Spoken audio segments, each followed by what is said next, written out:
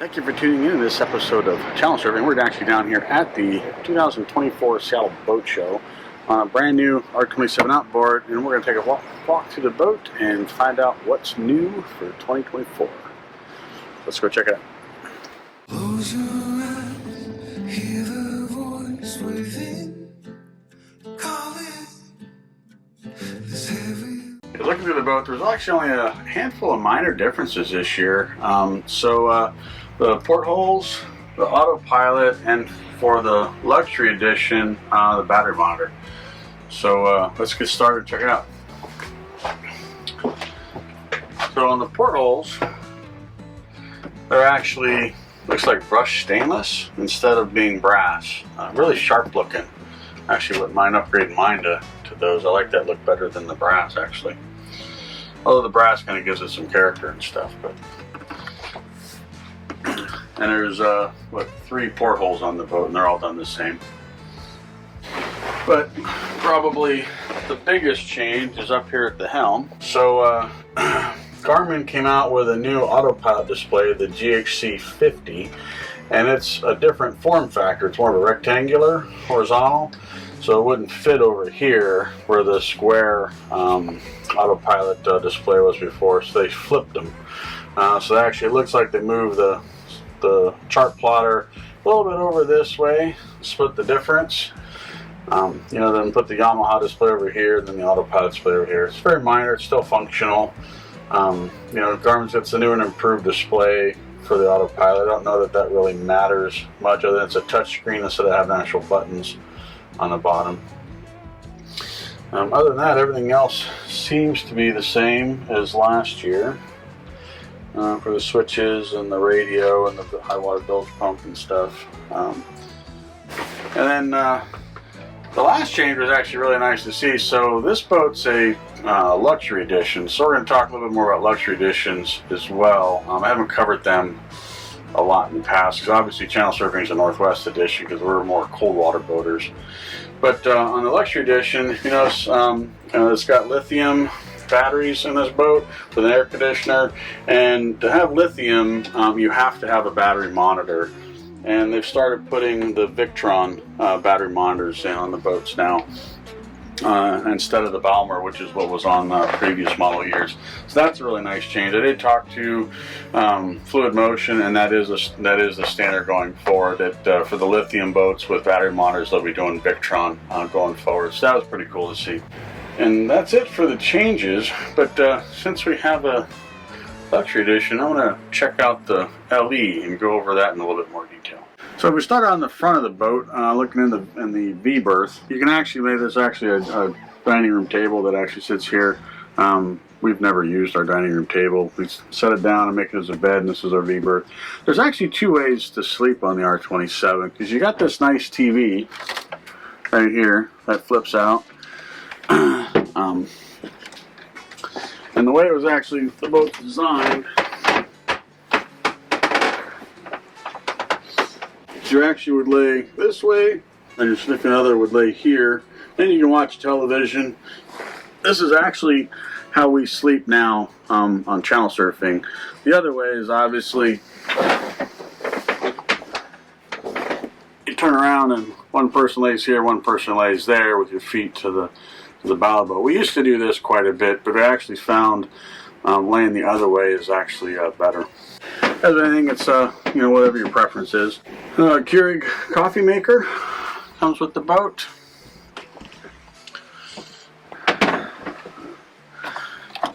And the TV's got a DVD player in it as well off to the side, which is kind of cool. Plenty big head. It's a wet head with a shower. Easy access to all the electronics behind the helm and the fuse panels. All nice and neat, everything's labeled. So being that this is a luxury edition, there's an air conditioner underneath the helm box, or the seat for the helm. So the air conditioner actually covers this section right here. Easy access. This seat actually lifts up out of here to get access to it and stuff, makes it easy to work on. Looking at the AC panel down here on the luxury edition, so you've got your ELCI breaker, which your short power comes in from, which is right here. That energizes this panel, top left, which is either from the inverter or from shore power, and then all your AC stuff, your port and starboard outlets, the air conditioner, battery charger, microwave, hot water heater. Let's see. Over here, we got 2 gauges on the Luxury Edition. This is the DC-DC charger panel. So that's your engine charging to the lithium battery bank. And then this right up here is the air conditioner, which is also reverse cycle heat. So that controls the temperature of the boat if you're running the air conditioner, or if you run it in reverse cycle for it to generate heat for the boat. One other thing I'll point out on the Luxury Edition, the inverter on the Luxury Edition is actually underneath the stove. So there's a 3,000 watt inverter right there. It's quite a bit bigger than the 2,000 watt inverter that the Northwest Editions have.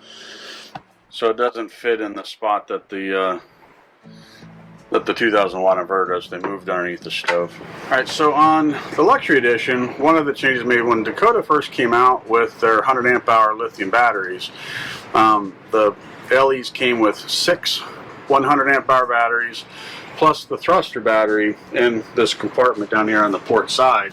So it actually put 7 batteries here.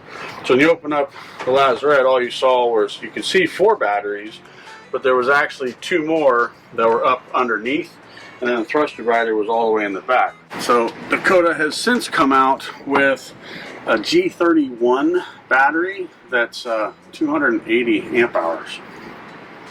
So check this out. You get all that storage space back. Like, where'd the batteries go? This compartment was full of batteries. So that's the thruster battery all the way aft. And forward are 2 G31 lithium batteries turned sideways. That one goes this way, one goes right there. You've got the T-class fuse that protects the lithium battery bank from the boat. And you've got your positive bus bar right there. And then your fuses and stuff along the outboard. So it's what's that, almost 600 amp hours of lithium in this boat, and those 2 batteries right up forward. That's really nice. So you get all this space and stuff back. And being a Luxury Edition, that's the water pump for the air conditioner that you get. Northwest Editions only have 1 through hole. The one on the port side, the one over on the starboard side is for the air conditioner to run the coolant pump. So on the starboard locker, very similar to the Northwest Edition. Obviously this is the LE. So there's no solar controller aft. Instead it's a larger battery charger. It's a 60 amp Kaisi, which is physically bigger than the 20 amp that the Northwest comes with. And then there's a galvanic isolator just forward of that. And then you got the normal hot water heater, and then the engine battery all the way aft. And then the raw water washdown pump is actually right next to the engine battery, right there. So the LE, while it does not come with Scotty downrigger pads, as you can see on both sides. Great. But it does have, it still has the same cutouts. These things, a lot of people ask what these are for. It's for holding Scotty downrigger balls. The big 15-pound lead balls at the end of a downrigger. So this one's equipped with the dinghy lift. Very innovative design for carrying a dinghy for ease of use, ease of access when you have an outboard. Obviously the inboards have a much easier way to carry the dinghy. It just bolts on the end of the transom because all the running gear is under the boat. So talk about the dinghy lift. Some people love it, some people don't. They just came out with this when we were buying channel surfing, and you know, we saw a video of it from the manufacturer. You know, they didn't have any pictures and stuff of it yet, and we didn't care for it. So here's what my thoughts were on the dinghy lift. Functionality wise, usability, hands down, it's the easy button without question. You know, this rolls all the way up, right? And the dinghy is upside down on top of the engine when you're up underway. When you get to where you're going at anchor, then you drop this, and then the dinghy flops out from it. Then you motor away your dinghy. Very easy to use. In our case, we didn't buy the boat with a trailer, and I don't have a place at home to store the boat.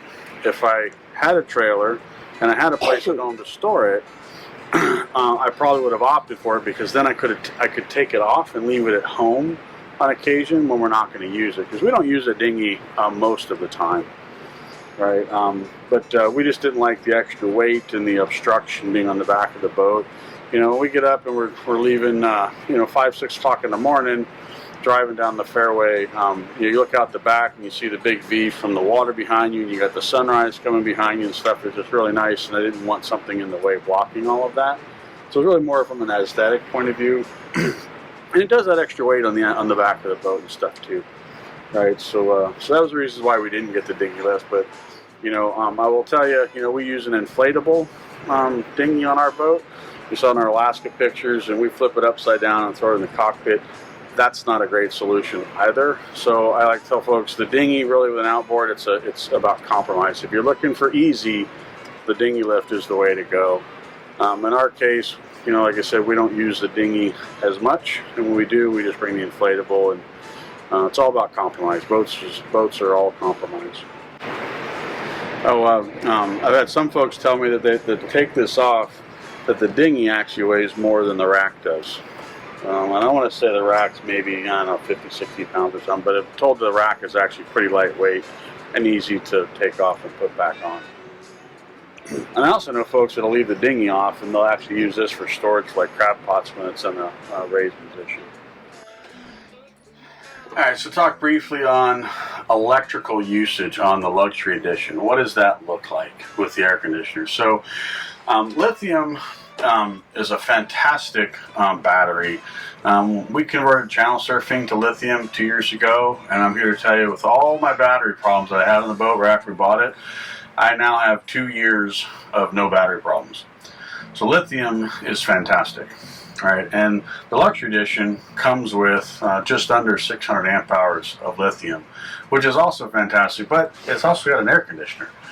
So I don't run an air conditioner on channel surfing because I'm a Northwest Edition, but I do run the hot water heater, which is comparable to an air conditioner. So the hot water heater I run is 750 watts. It's the same hot water heater that's on the Luxury Edition. So it pulls 65 amps at 12 volts off the batteries through the inverter. You can expect air conditioning to pull 65 to 85 amps off the batteries through the inverter as well. Now the problem with that is with air conditioning, you run it a lot more than you run the hot water heater. The hot water heater will fully heat that tank up from cold to hot in 2 hours even. I've actually measured it. Timed it. But once you have 6.5 gallons of hot water, you're done heating it and it turns itself off. Air conditioning doesn't work that way. You would continually run air conditioning. So you figure if the boat's got 600 amp hours of lithium, you don't get to use all of that, but you can use most of it. Alright, but the boat itself is going to consume about 100 amp hours a day with you on it. That's the chart plotter, that's the radio, that's the refrigerators you're running, the lights, the music, the TV, all of that stuff that you're going to run. The boat will go through, if you've got one refrigerator, figure probably 80 amp hours a day. If you've got two, the cockpit refrigerator, it'll probably use close to 100 a day. That's what we see on channel surfing. So with that, then, if you had 600 amp hours, that'd leave you 500 left, and you can't use all the 500, but let's say you could use 400 of it.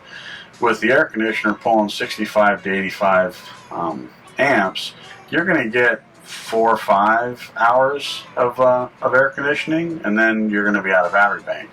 So you can always say, well, let's just buy more batteries. Well, you keep buying more batteries, make the bucket bigger, but eventually you run out of room and space, and you still got to recharge them as well. So the charging ability, lithium has an advantage that it can take a charge rate really fast. The problem with that is the alternator on the outboard is not a large alternator.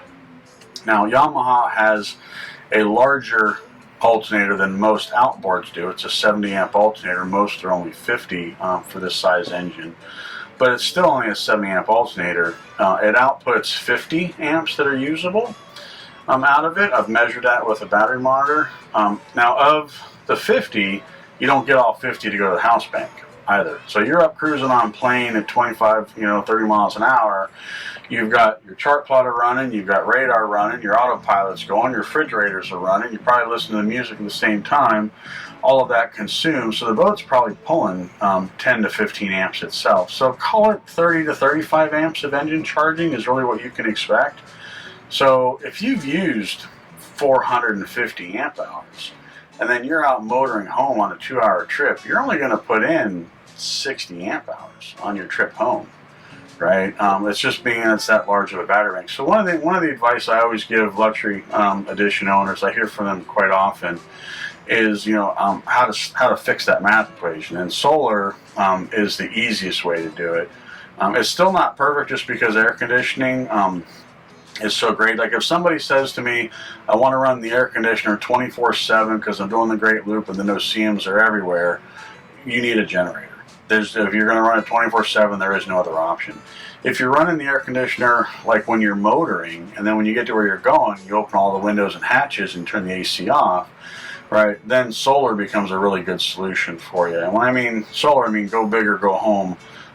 You can put a pair of 280 watt solar panels up top. That's the largest that'll fit across the top of the boat. So you'll have over 500 watts of solar. You need a 50 amp controller to do that. Now you say, well, the boat has a solar controller, right?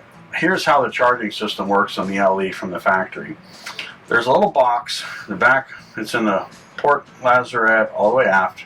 It's a Kaisi DMT 1250. It's basically it's a single box that has two purposes. It takes from the engine and converts the electrical from the engine to the lithium and charges the house bank, or it takes from solar and converts the solar to what lithium will take and then sends it to the house bank to charge that way. It's rated to 50 amps, but it can only choose one of the two sources. So if the engine's running and the engine is strong, has more current coming to it, then solar's not doing anything. If solar, if you're sitting at anchor, for example, and the engine's turned off, then it's taking from solar and charging the batteries, right? The boat comes with a 175 watt solar panel, right? And that 175 watt panel is probably enough to keep up with the refrigerator and nothing else on the boat. So what I advise folks to do is add a dedicated solar controller. If you add a solar controller to the boat, then you turn the DMP 1250 into just engine charging, right? And you have it stop doing both engine and solar, right? Then it just does the engine charging to charge the house battery. So now you're getting 30 amps when you're cruising back home of engine charging, 35 amps you'll get. Then if you had solar, you could get another 30, 40, 50 amps from solar depending on the state of the sun on your way home, and it would easily double the amount of energy you can put back into the battery. It's all about recharging that big battery bank, right?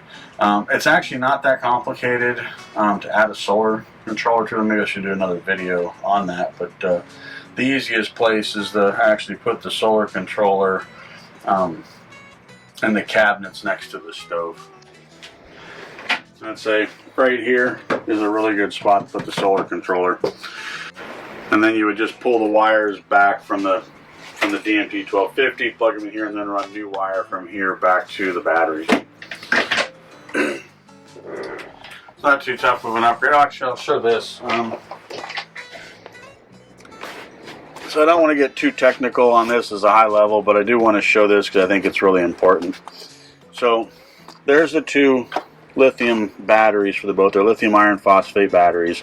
This is a T-class fuse that is super important to protect the batteries from the boat environment.